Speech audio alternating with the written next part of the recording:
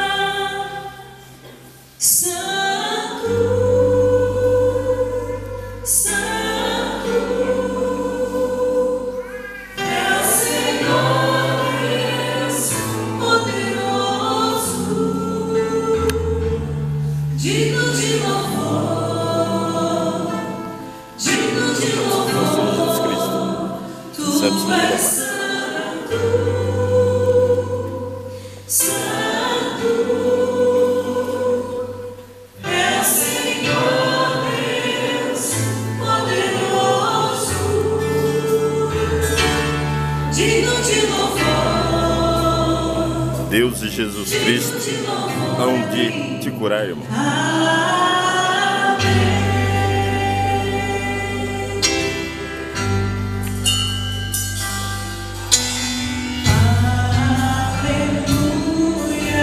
Vamos braços lá em cima, força, igreja.